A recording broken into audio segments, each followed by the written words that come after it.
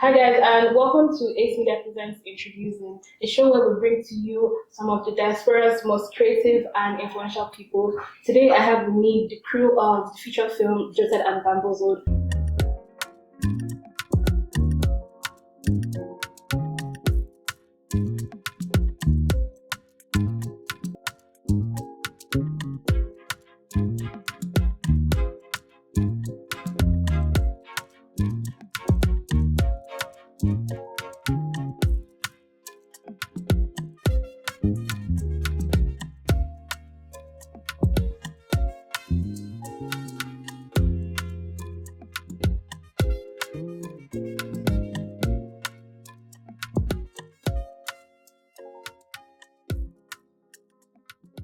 My name is Christabel. I'm actually the director of this film as well, and I have my incredible crew here with me, and I'll let them introduce themselves. I'm Olatunde. I actually played a role of a production manager. I'm Okbayemi, and I was a BTS photographer. I'm Ogaga, and I scored the film. I'm Elizabeth, and I was the assistant director and head of set design. Hi, I'm Deborah, and I was the production manager and the producer of the film. Hi, I'm Annabelle, and I was the stylist. Hi, I'm Miracle. I'm the DP of the film. Hi, I'm Daryl. I'm the AC. And so today we're going to be talking with them, and we're going to be asking a couple of questions so you can be able to get to know them more, especially in the roles they played on the film. So my first question actually is for Okwe. How were you able to grow creatively and personally through this film? I would say I had to think a lot on my feet. I also worked closely with Daryl and Miracle. So apart from pictures, I learned a lot in video and cinematography also. And actually, I have a question for Miracle as well. For you, obviously, you were the director of photography. What kind of visual style did you want to create for the film, and how did you shape that to fit the story and also the characters? So I was going for a very colorful, warm feel. Just reading the script, I knew that it was like a love and romance. So I was going for very colorful, and for certain characters, that we wanted to be overpowering. We played around with different camera angles as well. So we were very intentional in terms of the visuals of the film. Yeah. And for Ogaga, obviously you handled the scoring of the film. How did you approach creating a soundtrack that would capture the emotional highs and lows of the story, especially given the theme of the story? Okay, so I had to understand the concept of the script to be able to make that happen. I basically used certain sounds that would incite these emotions. That's pretty much how I got that done. Listen, thank you for that. And for you, Liz, you were someone that started as set designer and you came on as the assistant director, so you really saw the film progress. How do you think the team's chemistry influenced the outcome of the film? I definitely think that all of us coming on set and actually getting along and bonding a bit really helped the film. I think that it's a lot of things to put together a film that is not only good, but also that everybody feels cared about on set. And I think that chemistry that we're all able to build with each other really helped us to work as hard as we could and also go hard for each other. Thank you for that. So, My question actually goes to Chris. This story is one of the strength, but also vulnerability. Which part of the journey, whether it's a moment of weakness or a resilience, do you think was the most important for audience to see, or and why? For me, the most important part of hearing the story that I would like the audience to see would be the part of her resilience, because I set out to do this film for girls. I wanted girls watching this film to feel empowered, especially through a heartbreak. So I also made sure to represent her lows to show that it can be messy, but it gets better. And choosing yourself, picking up pieces by yourself it can be scary, but it's such a beautiful process and transforming process when you actually decide to do it. So that's part of the story I would like the audience to really see and learn from. Yeah. Mine is for Olati. Do you have a favorite memory or moment from working with this team? I do have few. Quite consent. Yeah. When I was holding the slave and instead of being saying quiet on scene, I said quiet on set, and everybody started laughing.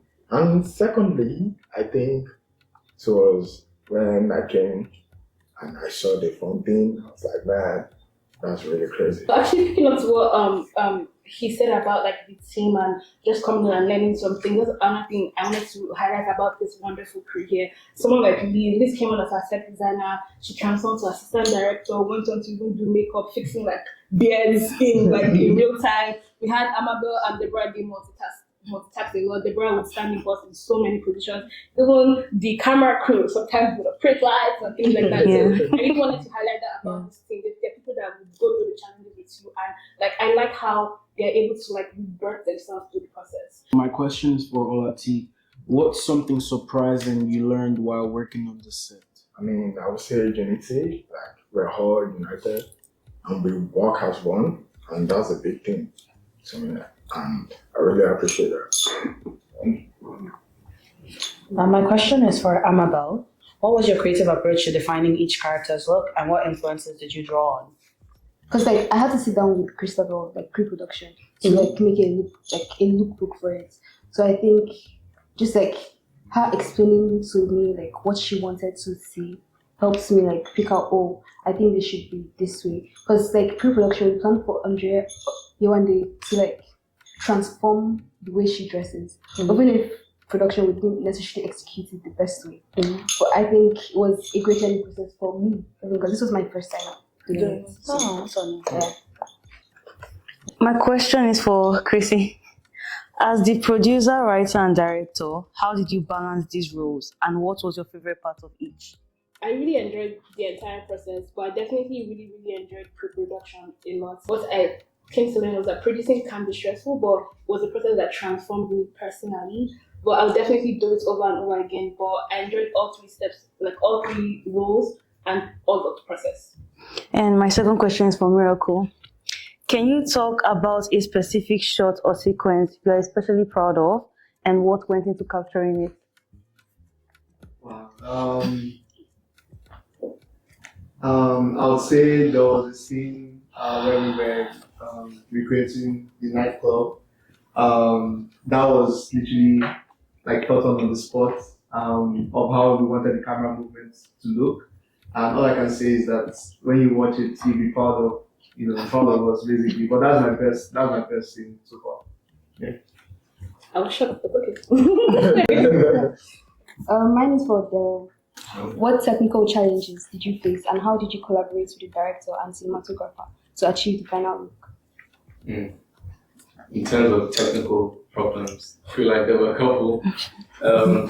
How I communicated with the director, I'll say something. For example, there was one day when we lost a mic or two, and it was a whole scramble just to get a mic to finish filming. But together as a team, which is a skill I improved on working on this set, we came together.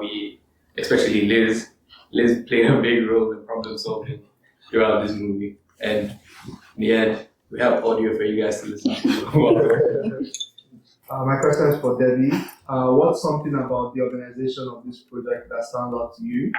How do you keep things on track? For me, I would say the unity, like how organized we were, like in terms of like jumping off each other. How I kept things on track, computer based, like I had like Google Forms for like booking, like scheduling, not Google Forms for like questionnaires for people, like for the cast and crew to like fill for like their availability and stuff. Yeah, every time there was food, she would be like, okay, what do you like? What do you not like? Deborah was like, she got the sizing, what's the shoe size, what's the size. She was that organized in terms of the project. In terms of organization, I feel like she has that natural instinct in her, so I would say that. My second question is for Liz. What were the most memorable moments for managing the set and coordinating such a dynamic team?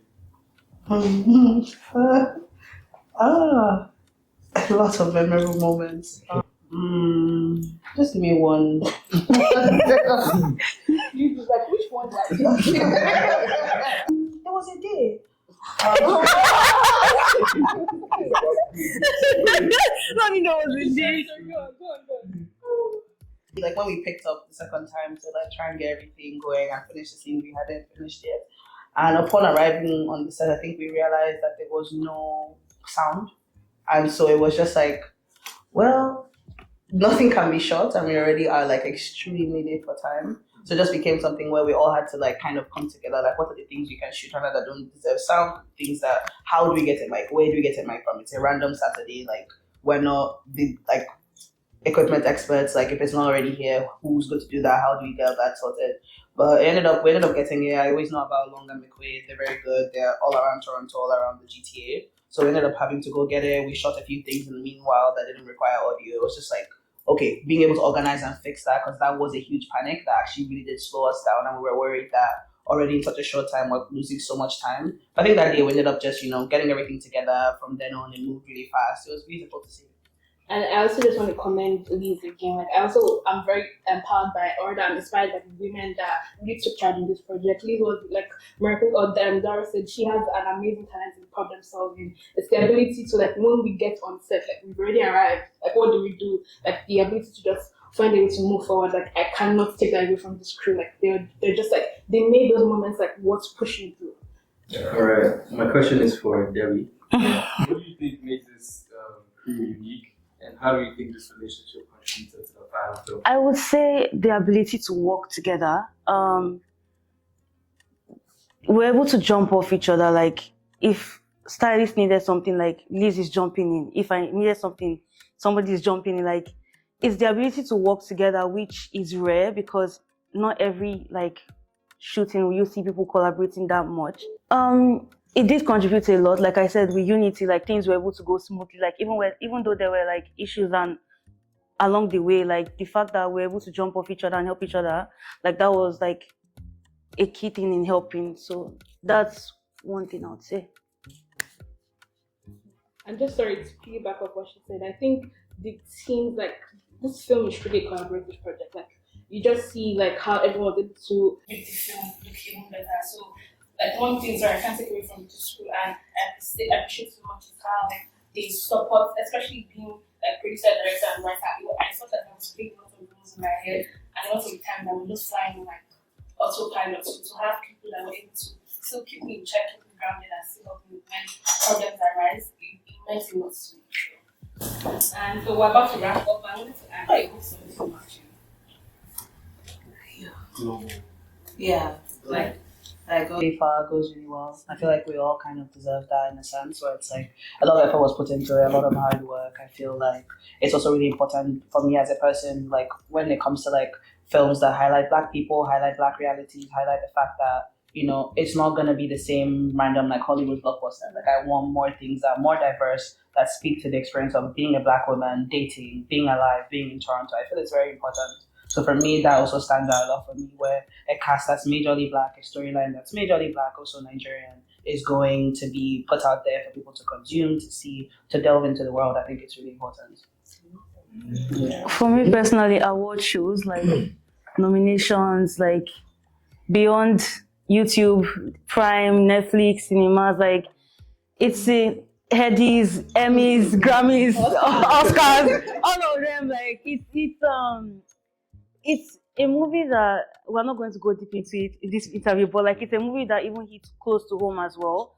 I don't know how much I'm supposed to say, but like anyways, especially on female friendships, like it really highlights the importance of having female friends that are loyal to you, because you would see it in the film. I'm not going to spoil it, but like female friendships, even dating as a Black woman, even like navigating relationships as well, like self-love.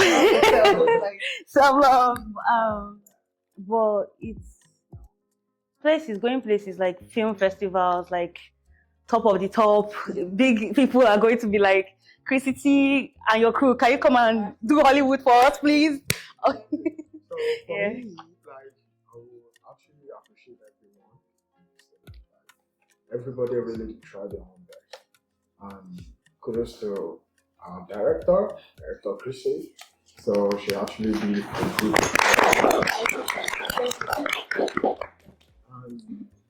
Like I said, I love the unity.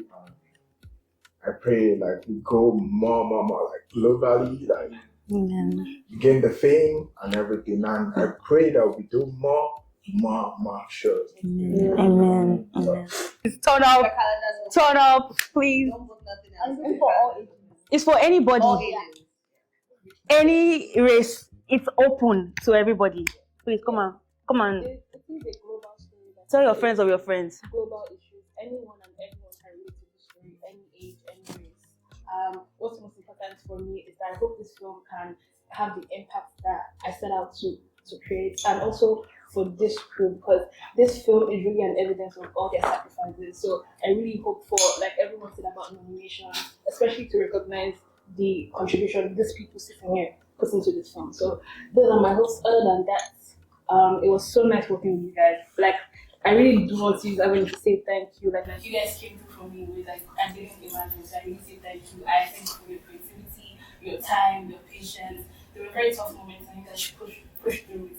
So I'm allowed to say one story, but one day, like I think it was halfway through the first week of filming, and I remember this morning we kind of woke up late and I had made up a decision. I was walking up to go and meet Miracle to share my decision, and I because he was sleeping, and immediately I woke him up. When I see Miracle, I rose. Miracle, I rose. And with all the sharpness, he just went and got ready, and I was like, okay, yeah, what's he said, and just even seeing him do that, because you could see like the amount of sacrifice he put into just that whole sequence of movement. It was just so sporadic, but it was just like, it was, for me, my team didn't let me give up. So thank you guys. Thank you. Yeah. But other than that, thank you guys so much for hanging out with us today. It's a wrap for ACL. Woo! Thank you so much, guys.